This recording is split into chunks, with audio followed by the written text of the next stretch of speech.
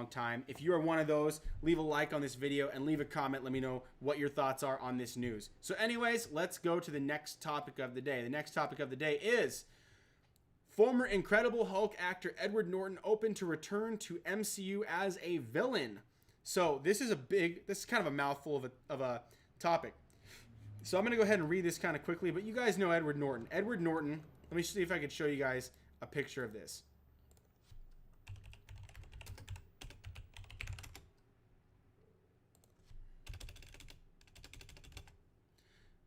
Edward Norton, I'm going to go Hulk. So you guys remember Edward Norton Hulk, right? So Edward Norton played the Hulk, and everyone was like, oh my gosh, that was pretty cool, that was awesome. And Abomination was the villain in that one, which is like the green ugly Hulk. I'll see if there's a picture around here. There might be, there might not be. It's okay, I don't want to waste too much time on that. But nevertheless, he was replaced. So one thing to note here, guys, is Edward Norton was replaced by Mark Ruffalo. And so when he got his film, it was Iron Man, it was Edward Norton's Hulk, it was Captain America and Thor, and then the Avengers. And so those were the first 5 films. But what happened after this was, after he was replaced in the Hulk, we don't see Edward Norton, we see Mark Ruffalo. Everyone was like, what the heck? Why isn't that Edward Norton? Who's the new guy? And a lot of people didn't know who Mark Ruffalo was at the time. A lot of people didn't. He became famous through being in the Avengers. But Edward Norton, a lot of people were fans of his portrayal. And they were like, I wanted to see more of that. What happened? He had disagreements. There was a lot of difficulties with him being on set. He was always voicing like changes he wanted to make to the script, to the story. And he wanted a darker, grittier Hulk. He wanted something that was a little more serious, and the Marvel Cinematic Universe was kind of reeling it back a little bit. Hey, we don't want it that dark. We want it to be more family oriented. We need to chill out. And he wouldn't shut up about his opinions on that. So they canned him and they said, hey, we're going to get someone else that's a little more compliant. And they did. Now, that being said, Edward Norton is saying he's open to return to a Marvel movie in the odd event that the studio would have him back to play a different character in the same universe. And he says this, maybe as a baddie, maybe I'll write my own, Norton told Total Film Magazine via Games Radar. He says, I don't know. I'm open to anything. I mean, I did ask the storybots on Netflix. And then he talks a little bit more here. It says, the notion is perplexing considering Norton does not seem to have his own quarrels with 2008's, or that he does seem to have his own quarrels with 2008's The Incredible Hulk. And he says this, the Hulk was ... I feel sad that director Louis Leterrier and I set out to do, I felt sad that what the director and I set out to do in terms of making more of a Chris Nolan approach to making something that was a little more dark and serious, they ended up sort of neutering. And Norton said, I wanted to make a big CGI movie and learn and see stuff. I grew up on the Hulk and I loved it. And actually, people really liked the movie. You know, kids love the movie. It's another one of those things. It's the amount of noise that people whip up around it. It's so silly. I couldn't be more happy to have been a part of that whole tradition. So what he's saying here is, even though he cried and moaned and complained about how the film was turning out, he wanted a dark and gritty, serious, kind of like 2008's Batman Begins. He wanted Batman Begins to kind of be like the Hulk, or to be what the Hulk was, just with more CGI. He wanted a heavy, violent, gritty CGI Hulk, and Marvel, he says, kind of neutered it down so that it would be family friendly. But now he's trying to kind of reel it back because obviously it's a massive, successful franchise. He definitely wants to be back in the spotlight. No one really knows what he's doing right now. People don't really follow him. So he says, which is probably why he mentioned what he's doing up on Netflix. And he said, you know, kids love the movie, meaning that, yeah, it was neutered. It was for kids. And then he's trying to complain without complaining so that Marvel will take him back. It's another one of those things. The amount of noise that people whip up around it, it's so silly. What he's saying is that people liked it, but you only really heard negative things about the film online because the people that don't like something are the loudest. People that like it have no reason to say anything. People that don't have an appreciation for something or don't like something will almost always say something. And so he's saying, I couldn't be more happy to have been a part of that whole situation. Trying to like reel it back so Marvel will take him back.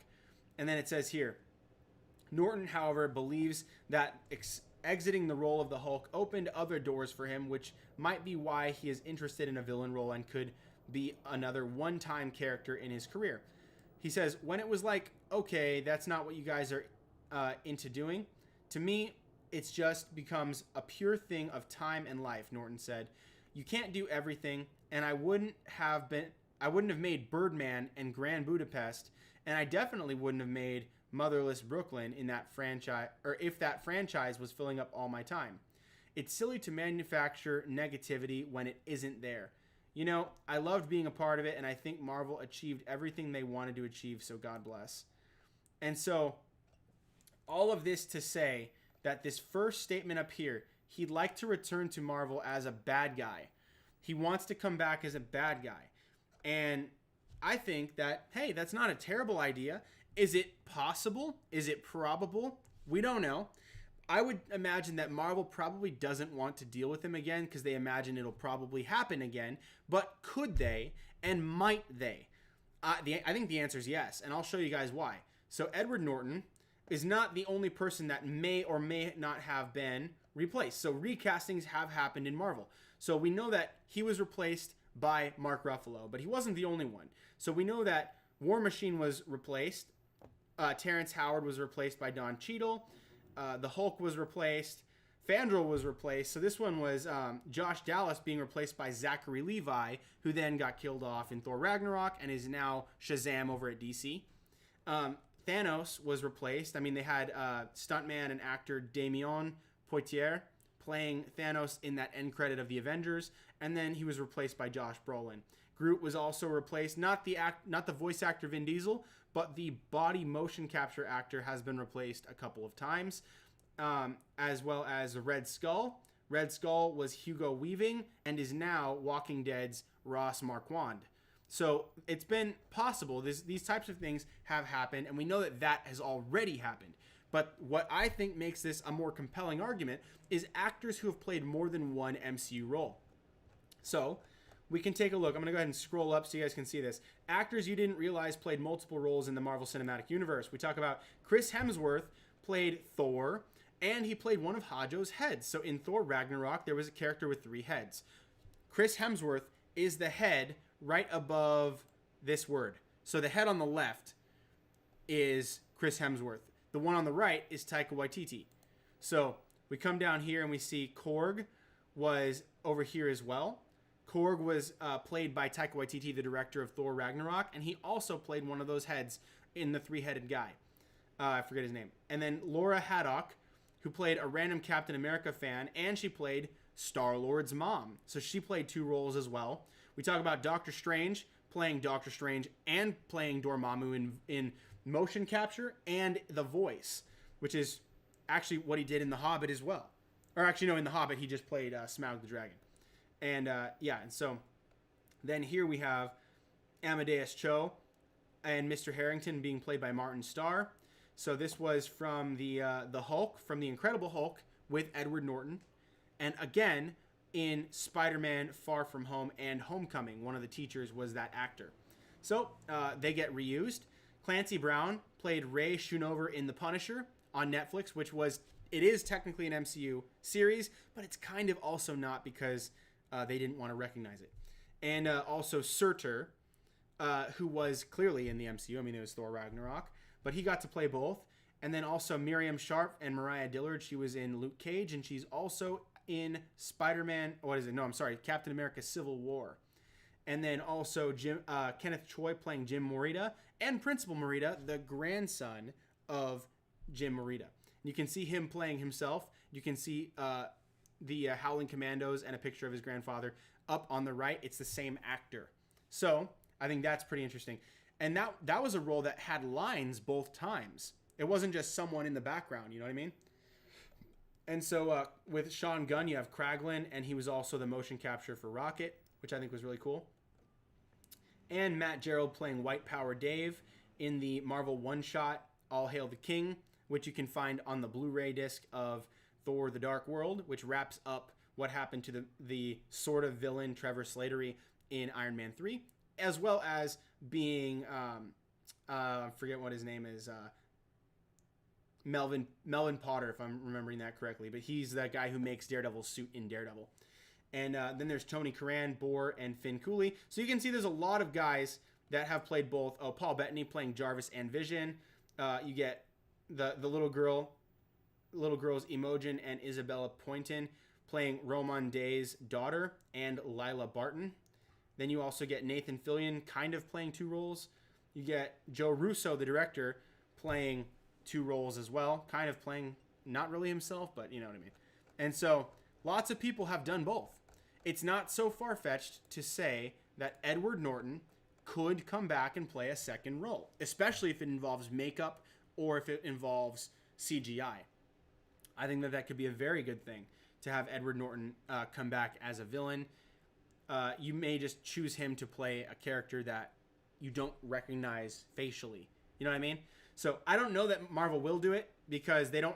I think they don't usually reconnect ties with people that either speak bad of them or don't, or they've been fired for certain reasons. We haven't seen a lot of people get fired and rehired, but people can play multiple roles. And so if they're willing to overlook their history, yeah, this could work. So let me know what you guys think. Do you want to see Edward Norton come back into the MCU and play a different role, maybe a villainous role? Jump down in the comments and let me know what you guys think. Anyways, I'm going to go ahead and check the comments and see what you guys are saying right now. So right now, we have Jeffrey Lane saying, hey, everybody. And Jeffrey Lane also says, hey, he isn't doing good movies, that's why. If we're talking about Edward Norton, then I would say yes. I haven't seen all of his work. I haven't seen much of his work. But I think he's a good actor that ends up taking roles that aren't so great. Perhaps we're talking about Dwayne Johnson, to which I'll say I think Dwayne Johnson says yes to a lot of movies. Perhaps more than he maybe should, but he's got a billion great films, a ton of really decent films, and tons that are cheesy but also really enjoyable. I can't remember seeing a Dwayne "The Rock" Johnson film and being like, that sucked. Not even once. It was always either like you get laughs out of it, it's a charming film, something like that. But he's been making a lot of good ones recently, so I hope that we get to see a lot more of that soon. Anyways, thank you guys so much for joining this video. Be sure to leave a like on this video, comment, subscribe, and turn on notifications so you can be alerted right away when I go live next time. That way you won't miss a single thing.